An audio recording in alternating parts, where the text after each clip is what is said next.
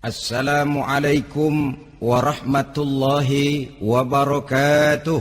Waalaikumsalam warahmatullahi wabarakatuh.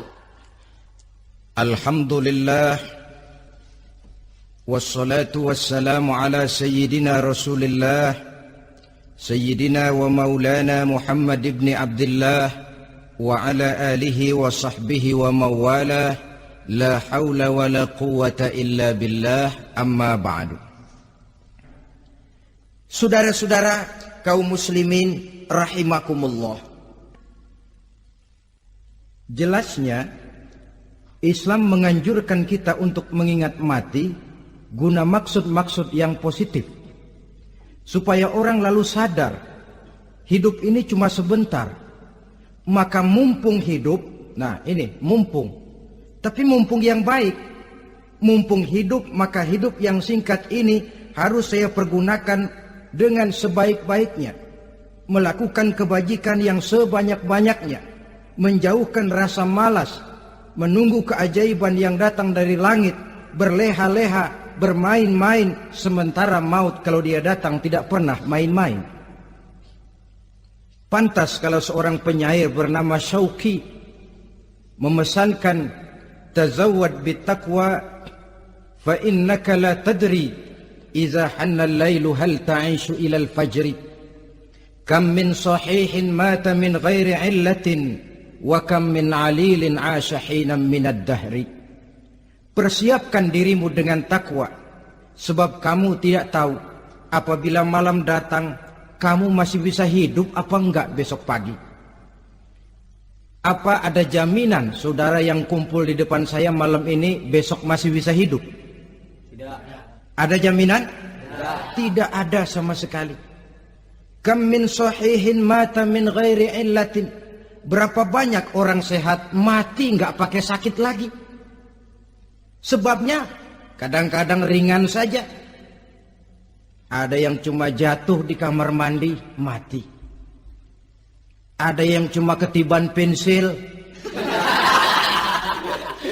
Iya, kalau ketiban pensil 3 peti masa nggak mati. Ta'addadatil asbab wal mautu wahid. Sebabnya boleh jadi macam-macam, tapi mati satu juga, yaitu mati. Dia seperti kelapa yang terlalu tua jatuh ke bawah, yang kembang baru keluar pun jatuh ke bawah. Itulah mati. Dia datang menjemput yang bayi, dia datang mengambil yang anak-anak, dia datang juga kepada yang remaja, kepada yang dewasa, kepada yang tua sekalipun. Jangan yang remaja lalu berpikir, gua rasanya masih jauh banget mau mati. Ini sesuatu yang pasti yang kita tidak pernah diberitahu kapannya. Kalau dikasih tahu kapannya kan kita bisa, umpama malaikat maut datang ke rumah saya, saudara Zainuddin kau mati 80 tahun lagi. Wah, saya kan berhitung, masih lama, poya-poya aja dulu Tapi ini tidak pernah diberitahu kepada kita. Lantaran tidak diberitahu itulah kita perlu bersiap-siap dengan selalu mengingat-ingat mati yang mendorong kita untuk berbuat positif. Satu contoh peringatan mati yang mendatangkan positif pada peristiwa ketika turun perintah hijrah. Ketika di Mekah sudah terpepet turun perintah hijrah. Ini sahabat yang berangkat hijrah, jangan dikira semua bulat hati. Ada yang mikir, kalau saya hijrah berangkat dari Mekah ke Madinah, nanti di tengah jalan dicegat oleh kafir Quraisy lalu dibunuh mati saya. Takut mati. Allah peringatkan, kullu nafsin za'iqatul maut. Kamu disuruh hijrah saja takut mati, padahal kamu tahu semua yang hidup bakalan mati. Diam saja di Mekah mati, hijrah ke Madinah pun akan mati. Mendengar ayat ini, Sayyidina Umar bin Khattab seperti dibakar semangatnya. Kalau sebagian sahabat hijrah sembunyi-sembunyi, beliau mau hijrah itu malah bajingan Quraisy dikumpulkan dekat Ka'bah. Pidato, ya ma'syara Quraisy, dedengkot Quraisy, dengerin, Besok pagi yang namanya Umar bin Khattab mau hijrah dari Mekah ke Madinah. Siapa yang kepengen kepalanya berpisah dengan badannya, persilahkan cegat Umar di jalanan. Besok dengan tenang dia berangkat hijrah, gak ada yang berani nyegat. Tuh Quraisy juga barangkali mikir, gue ngapain nyegat penyakit. Begitu ingat mati, timbul semangat juang, timbul semangat berbuat. Ini ingat mati yang positif, bukan yang melemahkan semangat. Dah jangan kerja rajin-rajin dah, lu bakalan mati. Ini ingat mati yang salah pasang. Ingat mati seharusnya mendorong manusia untuk berbuat lebih tekun. Allah memberikan peringatan, Qul innal mauta alladhi tafirruna minhu fa innahu mulaqikum. Katakan, maut yang kamu akan melarikan diri daripadanya, yang kamu takuti benar dia pasti akan datang menjemput kamu. Saudara-saudara hadirin yang saya hormati, datangnya memang tidak kita harapkan yang namanya maut. Tapi sekali dia datang, tidak ada pintu tempat kita lari. Dia memang tidak pernah kita undang. Tapi sekali dia datang, mengetok pintu, kekuatan apa yang bisa menolak? Dia sebuah tanda seru dalam kehidupan. Apa yang menyebabkan orang takut mati?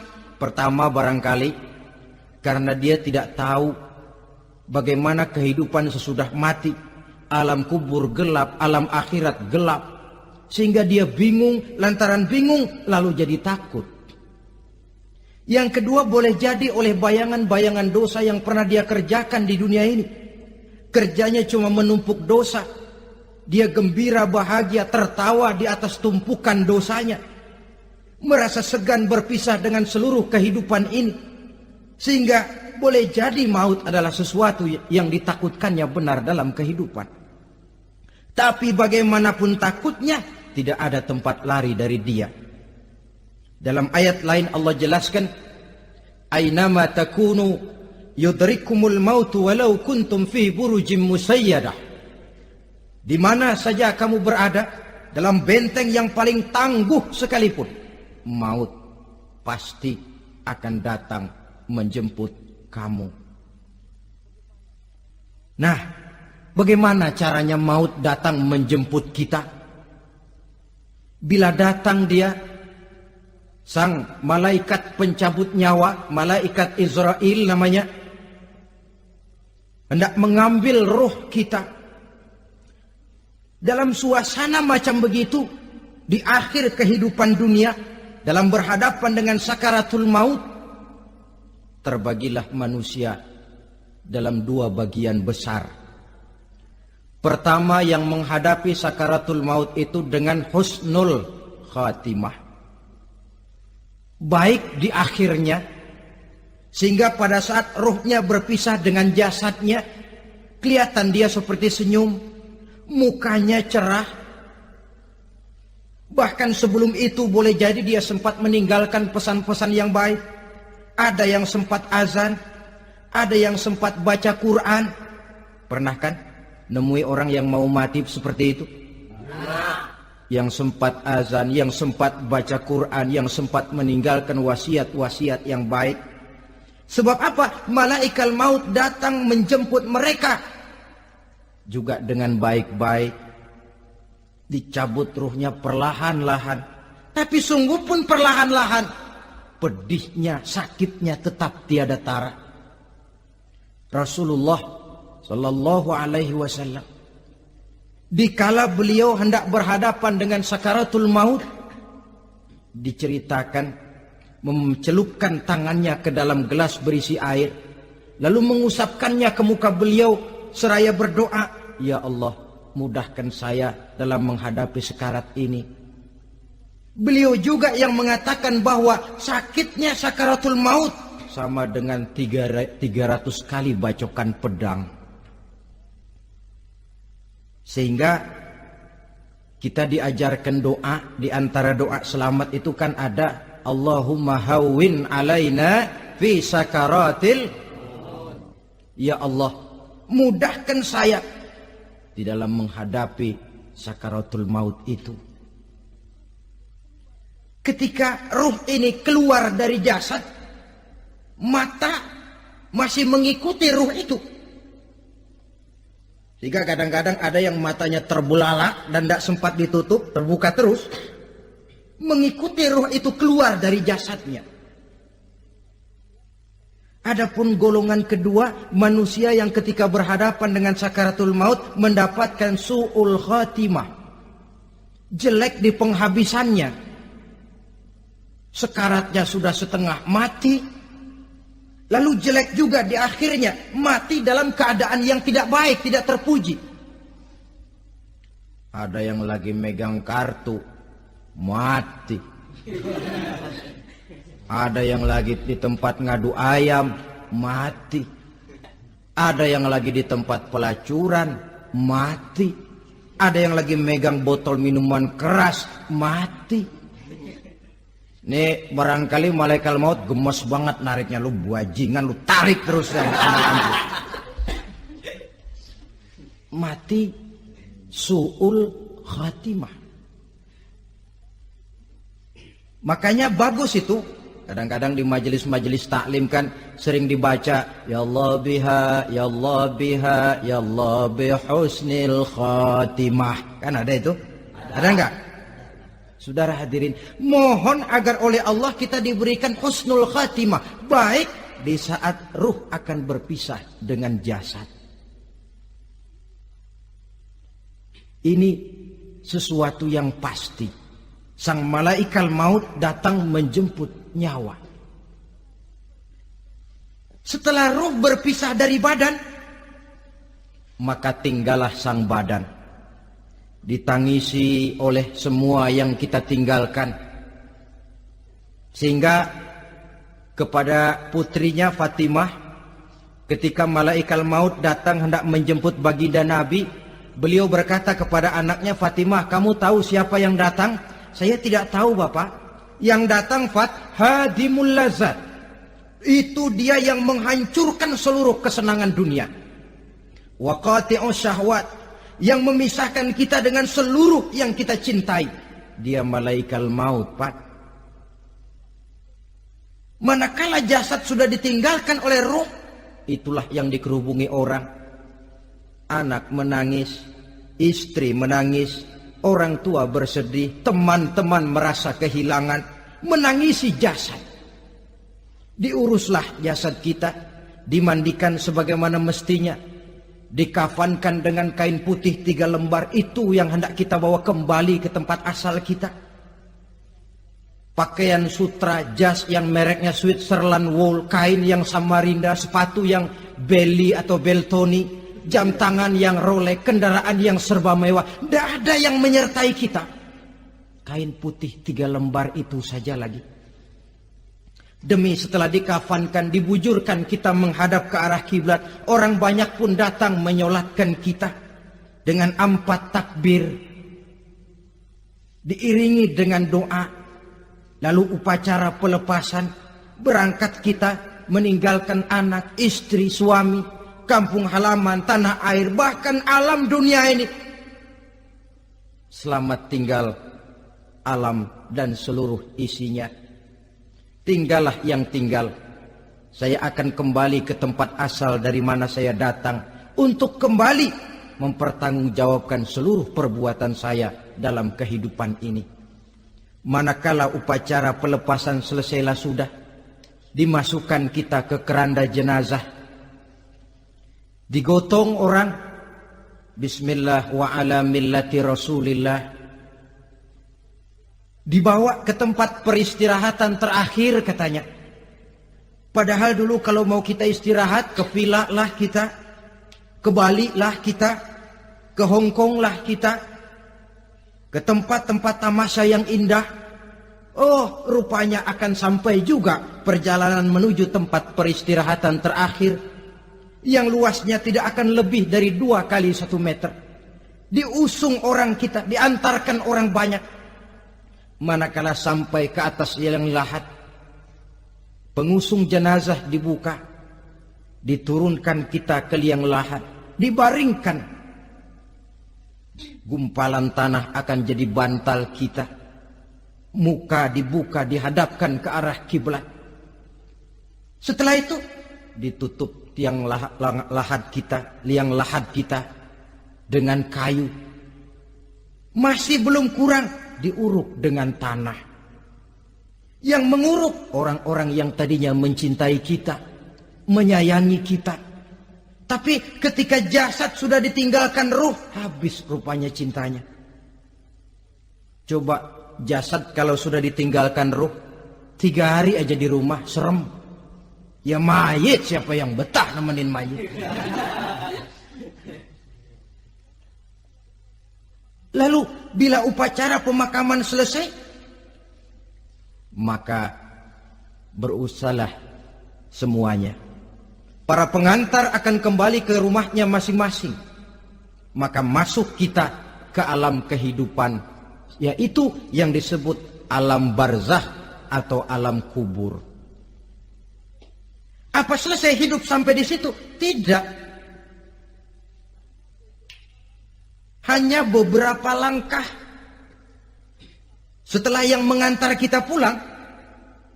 Diriwayatkan dalam hadis Bukhari dan Muslim, bila seseorang sudah diletakkan di kuburnya, lalu yang mengantar kembali pulang, maka roh si mayit akan dapat mendengar bunyi terompah orang yang pulang itu. Bunyi terompahnya terdengar. Datang 2 malaikat menanyakan dia dengan pertanyaan-pertanyaan yang kalau bisa dijawab dengan betul. 2 malaikat yang bernama Munkar Nakir akan bilang, jawabanmu betul. Tenanglah kau di sini, naumatal arus. Tidurlah kau di sini seperti tidurnya pengantin. Orang yang baik-baik di alam kuburnya akan mendapat nikmat kubur. Sehingga masa penantian yang lama, sebab jangan lupa, kita masuk ke kubur itu kan menunggu sampai datangnya hari kiamat. Jadi kalau kiamat umpama masih 1000 tahun lagi, ya 1000 tahun kita menunggu. Orang yang baik-baik, penantian di alam kubur, kata malaikat, naumatal arus. Tidurlah kamu seperti tidurnya pengantin. Bagaimana sih tidurnya pengantin? Nggak berasa. Iya, kata anak sekarang, endah aja udah. Begitu mendusin pagi, kata lakinya, malam sebentar bener ya Neng. Sebentar betul katanya malam. Iya tentu saja tidak terasa. Kenapa? Dia tidak pernah memikirkan waktu. Terbawa oleh kenikmatan dan kelezatan yang dirasakannya dalam kehidupan. Tapi orang kafir, orang yang dosanya bertumpuk, tidak sanggup menjawab pertanyaan 2 orang malaikat, maka dia akan mendapat azab di alam kuburnya terus menerus siang dan malam sampai datangnya hari kiamat. Ibarat maling ayam ketangkep, belum masuk pengadilan udah digebugin duluan. Kan begitu kan? Ada maling ayam nggak di sini? Nah, itu yang nyaut tadi pengalaman itu. Di sidang belum, divonis belum, digebukin babak belur. Saudara hadirin, maka alam kubur bisa merupakan raudhatun min riyadil jannah. Taman di antara taman-taman surga, pun juga bisa merupakan hufratun min hufarin niran, menjadi liang daripada neraka. Ada lagi riwayat yang dari Imam Muslim yang diperoleh dari Zaid bin Sabit. Zaid bin Sabit cerita, satu hari kami bersama Rasulullah SAW berada dalam kebun kepunyaan Bani Najjar. Rasulullah sedang duduk di atas keledai. Tiba-tiba entah bagaimana itu keledai terkejut, kaget, berontak, hampir Rasulullah jatuh. Rasulullah kemudian bertanya, rupanya di kebun itu ada kuburan tua, 5 atau 4 kuburan. Rasulullah lalu bertanya, saudara-saudara ada yang tahu nggak ini kuburan siapa? Nggak ada ya Rasulullah. Memang kenapa? Ini penghuni kuburnya lagi disiksa oleh Allah. Andai kata boleh saya mohon kepada Allah supaya kamu dengar seperti yang saya dengar. Andai kata saja kamu kuat mendengarnya, saya pasti akan berdoa. Tapi sayang, saya yakin kamu pasti tidak akan kuat mendengar mereka mendapat azab di kuburnya. Hadis sahih riwayat Imam Muslim dari Zaid bin Sabit.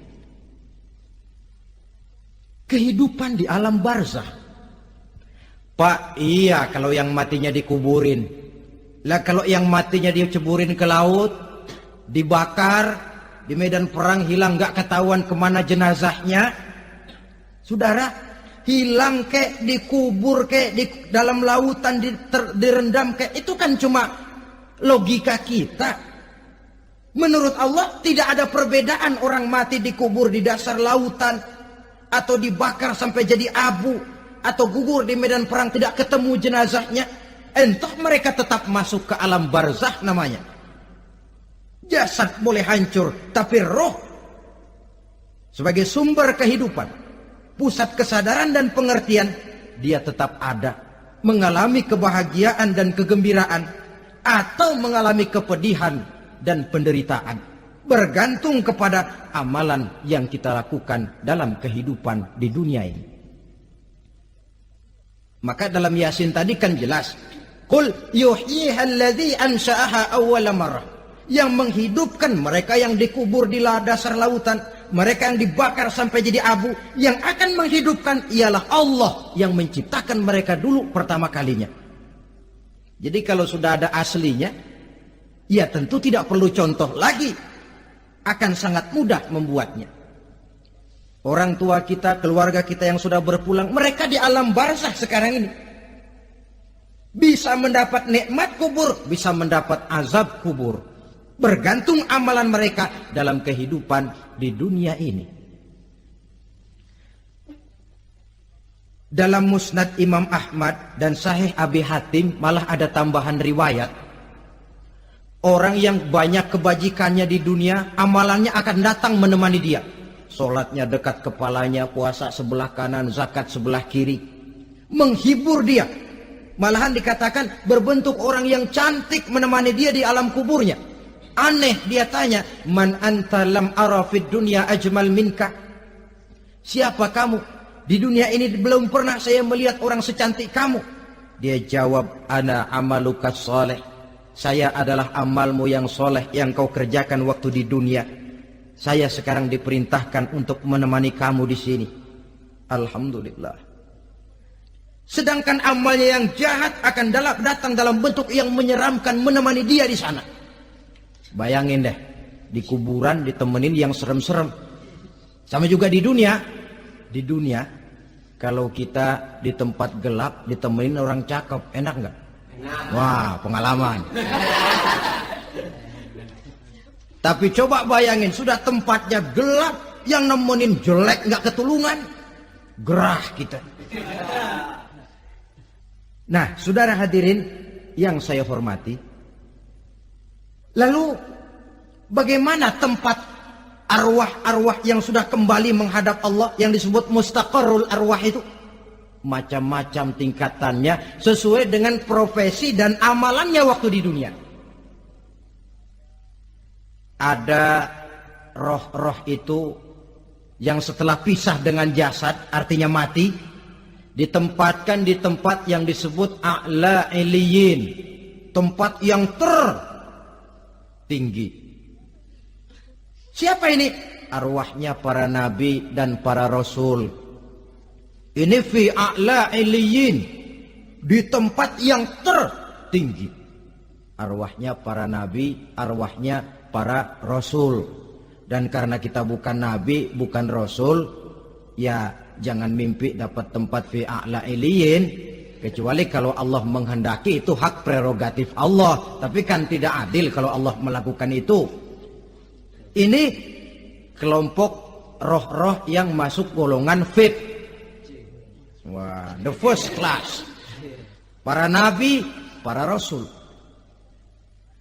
Lalu ada pula roh-roh itu yang setelah pisah dengan jasadnya diumpamakan seperti burung-burung hijau yang berterbangan di perkebun-kebunan surga. Roh siapa mereka ini? Rohnya para syuhada, orang-orang yang mati syahid gugur membela agama, Nah, ini bedanya orang mati syahid dengan pahlawan ya. Apa bedanya syuhada dengan pahlawan? Kalau syuhada, orang yang gugur membela agama, niatnya karena Allah, mati syahid. Kalau pahlawan, orang yang gugur membela negara, orang yang dianggap berjasa kepada pemerintah.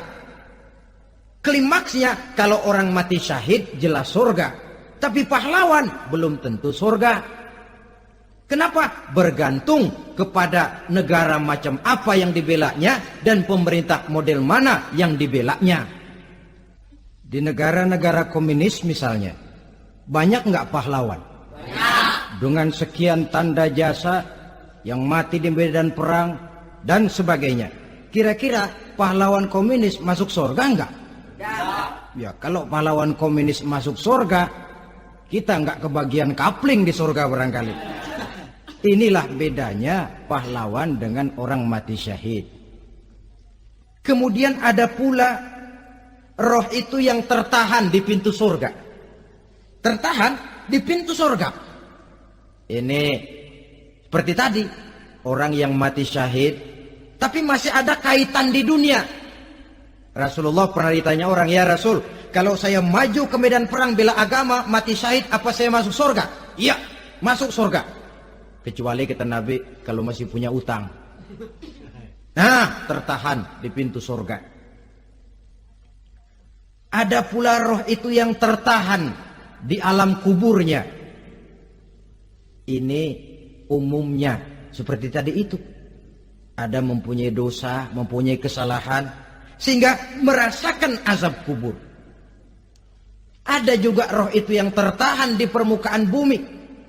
Mereka yang dalam hidup selalu menumpuk dosa-dosa yang besar, meninggal sebelum keburu untuk bertaubat. Saudara hadirin yang saya hormati, inilah yang kita khawatirkan.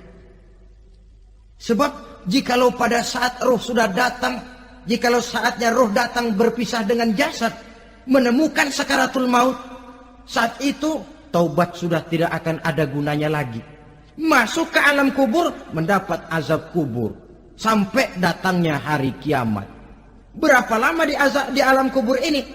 Menunggulah kita sampai datang saatnya kiamat. Nah, saudara-saudara, apa tanda-tanda hari kiamat? Kapan dia akan datang?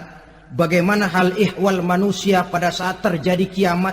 Bagaimana alam ini? Bagaimana perhitungan di padang mahsyar?